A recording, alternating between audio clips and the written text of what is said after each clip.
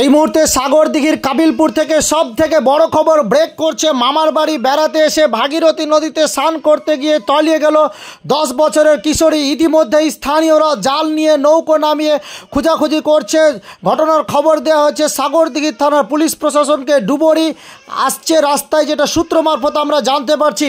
আরেকবার জানিয়ে রাখি, মুর্শিদাবাদ জেলার সাগরদিঘি ব্লকের কাবিলপুর অঞ্চলে মামার বাড়ি বেড়াতে এসে স্নান করতে গিয়ে ভাগীরথী নদীতে তলিয়ে গেল 10 বছরের কিশোরী। ইতিমধ্যেই গোটা এলাকায় শোকের ছায়া নেমে এসেছে। দেখুন সেই মুহূর্তের দৃশ্য। দাদা, এখানে কি ঘটনা হয়েছে? ঘটনা বলতে সাগরদিঘি থানা কাবিলপুর অঞ্চলের কলোনি গ্রামের একজন নাবালিকা 10 বছর বয়স, সে নানির বাড়ি বেড়াতে এসেছিল।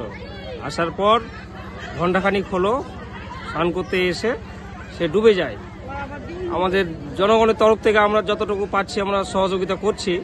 তারপরে প্রশাসনকে এখন পর্যন্ত জানানো হয়নি, কিন্তু হচ্ছে, আমাদের ব্যবস্থা নিচ্ছে। বাচ্চার নাম কি? বাচ্চার নাম শিল্পী খাতুন। আচ্ছা, বয়স কিরকম? 10 বছর। আপনার নাম? সালাউদ্দিন।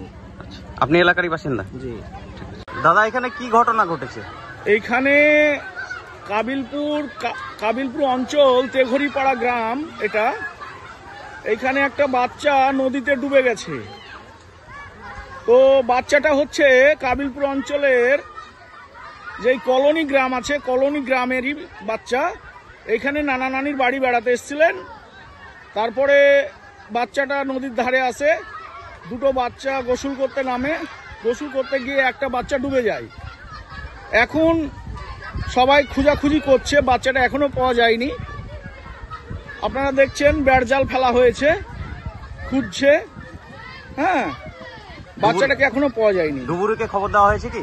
না, এখনো ডুবুরিকে খবর দেওয়া হয়নি। কতক্ষণ আগে ডুবে গেছে? ডুবা হয়ে গেল প্রায় আধা ঘন্টা হয়ে গেছে। বাচ্চার নাম কি?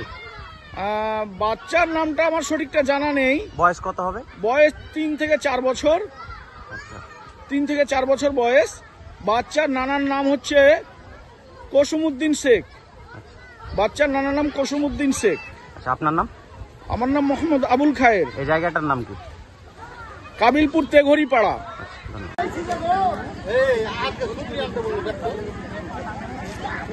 কি করছো? বিরাট খবর দিয়ে দিয়েছি, আর কি করছো তুমি? ঝটপট না বলো, ডাক্তারকে ফোন করে বলো তো আমি আছি, নদীতে আছি। আরে ভাই, তুমি দেখো আগে খবরটা ঝটপট।